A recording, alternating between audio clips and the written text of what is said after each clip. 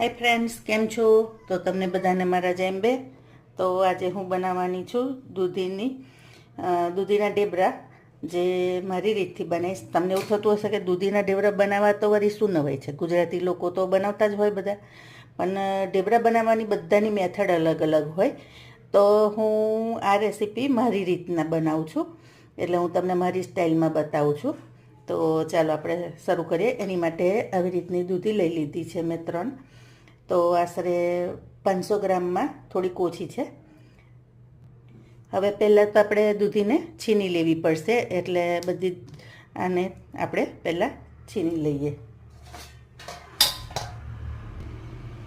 તો આવી રીતની છીની લીધી છે અને આપણે દૂધીને છીની લેવાની આમ કરીને. તો દૂધીને મોટી જ છીનીથી છીનવાનું, તો એનું છીન મોટું પડે. આપણે ઝીણી છીનીથી નહીં છીનવાનું. તો હું તમને બતાવી દઉં કે એનું છીન આવી રીતનું મોટું હોવું જોઈએ. તો આપણે આવી રીતે બધી દૂધી છીની લઈશું. તો ફ્રેન્ડ્સ, બધી દૂધી છીની લીધી છે આપણે. તો હવે એમાંથી આપણે એનો રસ કાઢી લેવાનો દૂધીનો.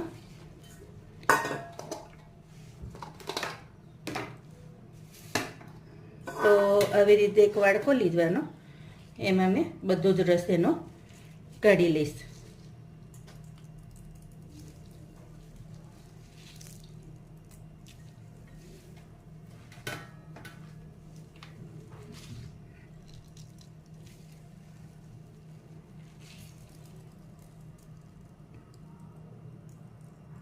આ રસનો આપણે પાછળથી ઉપયોગ કરીશું લોટ બાંધવામાં. હવે બધો રસ નીચવી લીધા પછી આપણે થોડુંક મીઠું એમાં એડ કરી દેવાનું, એટલે છીન કાળો ના પડે. અને બરાબર મિક્સ કરીને રવા દઈશું. હવે આપણે એમાં બધા લોટ મિક્સ કરી દેવાના. તો ફ્રેન્ડ્સ, હવે આપણે બધા એમાં લોટ એડ કરી દેવાના. તો પહેલાં આ જુવારનો લોટ છે, તો આવી રીતે 3 ચમચા એડ કરીશ. 3.5 ચમચા જેવું સમજો. પછી આ ચણાનો લોટ છે, તે આવી રીતે 1 ચમચો એડ કરી દેવાનો. અને ઘઉંનો લોટ છે, તે 3 ચમચા. પહેલાં આપણે આટલો લોટ મિક્સ કરીશું અને પછી વધઘટ લાગશે તો લોટ ઉમેરીશું. હવે એના મસાલા પણ હું બતાવી દઉં. તો પહેલાં આપણે હળદર એડ કરી દેવાની. તીખું મરચું તમારા ટેસ્ટ પ્રમાણે, તમે લીલું પણ એડ કરી શકો. આ ધાણાનો પાવડર છે, આ જીરાનો પાવડર છે, અડધી ચમચી અજમો છે, એ આપણે હવે મસળીને એડ કરી દેવાનો. થોડુંક આખું જીરું, એ પણ અડધી ચમચી એડ કરી દેવાનો.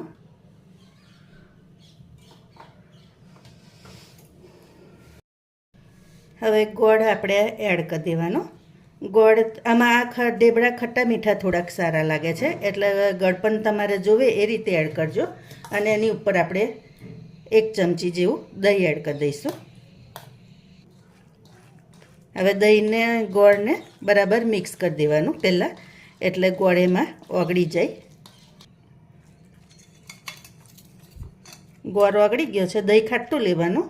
હવે આપણે આ બધું મિક્સ કરીને થોડુંક તેલ એડ કરી દઈશું, 2 ચમચી જેવું.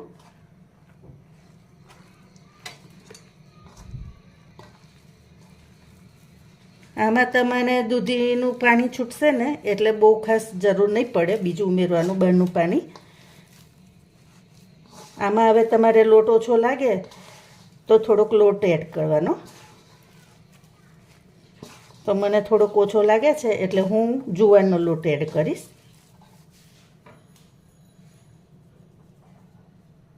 આશરે 3 ચમચી જેટલો છે. અને આ ઢેબરાનો લોટ મૂકી નહીં રાખવાનો બાંધીને, તરત જ બનાવી દેવાના, નહીં તો દૂધી પાણી છોડશે ને તો ઢેબરા પછી તમારાથી વણાય નહીં.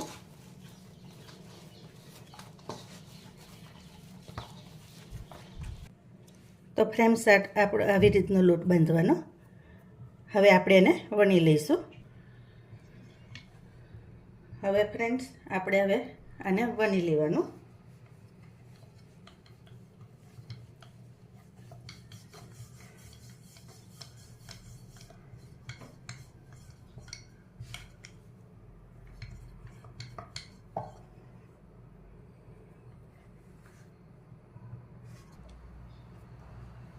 હવે આપણે આની લોડી તપે એટલે ઢેબરાને એડ કરી દેવાનું. હવે આપણે આ બીજો પર એવી રીતે વણી લેવાનો.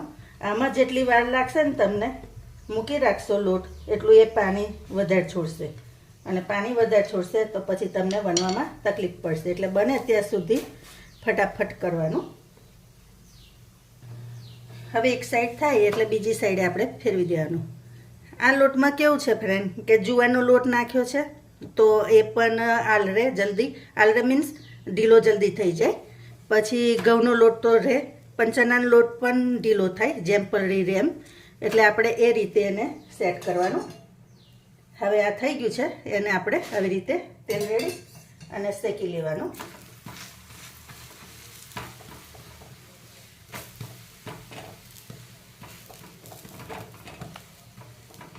અત્યારે એની સુગંધ એટલી સરસ આવે છે કે વાત નહીં કરવાની. આ થેપલા બહાર લઈ જવામાં પણ કામ લાગે. તમે બહાર કશે પ્રવાસે જતા હોય, તમારે લઈ જવા હોય તો અઠવાડિયું તો બહાર સારા રહે જ છે. બીજું કે આમાં આદુ લસણ નહીં નાખ્યા, તો જે લોકો જૈન છે એ લોકો એને પણ આ રેસીપી ચાલે એવી છે બહાર લઈ જવામાં. આદુ લસણ તમે આમાં નાખો ને તો પણ ખૂબ સરસ ટેસ્ટ આવે છે. પણ આજે જરાક અલગ રીતથી બનાવ્યા છે. હવે આપણે આ બીજો પણ એવી રીતે શેકી લેવાનો. હવે આને પણ આપણે આવી રીતે શેકી લેવાનો. બંને બાજુ શેકી લેવાના.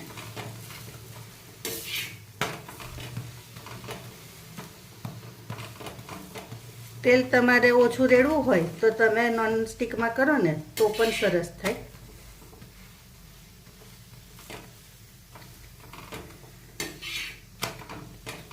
જો તમે જોઈ શકો છો કેવા સરસ શેકાય છે. હવે મારા સાસુ જે રીતથી બનાવે છે ને, હું તમને એ મેથડ પણ બતાવું કે લોટ ઢીલો થઈ જાય ને ત્યારે થાપીને કેવી રીતે બનાવે. જો તમે જોઈ શકો છો. તો ફ્રેન્ડ મારા સાસુ છે ને તે આવી રીતે થાપીને બનાવે છે. મેં લુવું જરાક નાનું લીધું છે, પણ એ છે ને આવી રીતે હાથથી થાપી દે છે.